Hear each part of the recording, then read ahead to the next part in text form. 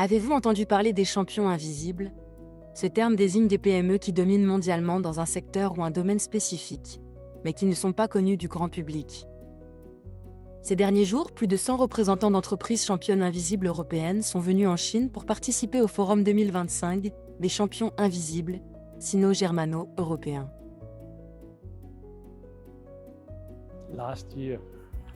L'année dernière, ma délégation comptait environ 60 entreprises. Cette année, il y en a plus de 150.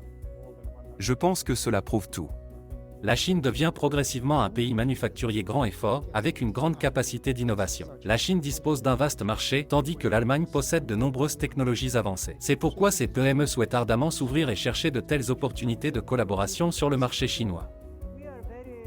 Nous sommes très impressionnés par la stratégie de développement de la Chine et son modèle d'innovation.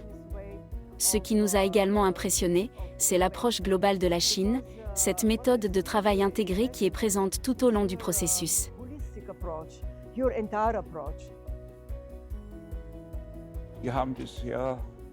Nous avons déjà investi environ 500 millions d'euros en Chine et nous espérons pouvoir collaborer davantage à l'avenir, notamment dans des domaines où notre coopération est déjà fructueuse, comme les composants électroniques et les éléments de fixation.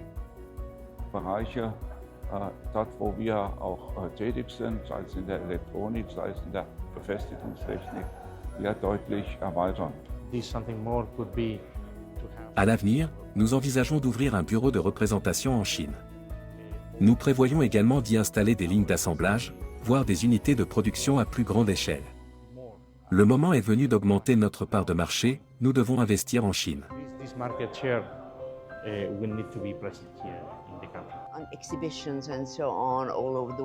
Lors de salons ou dans d'autres régions du monde, de nombreux scientifiques et médecins chinois viennent nous poser des questions. Alors, nous nous sommes dit, très bien, nous viendrons ici. Pour l'avenir, nous envisageons deux options, soit trouver des partenaires pour vendre directement nos produits, soit en trouver pour produire en Chine. Les deux possibilités sont à l'étude.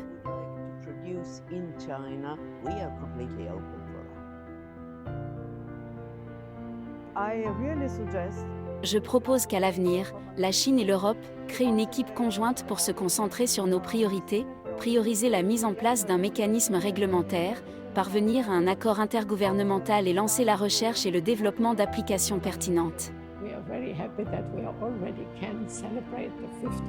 Je suis très heureuse que nous puissions célébrer le 50e anniversaire des relations diplomatiques chinoises. En ce moment crucial, la coopération me paraît particulièrement importante. Je suis convaincue qu'il existe de nombreux domaines de coopération prometteurs, notamment dans le domaine des machines et des produits de haute technologie et de haute qualité.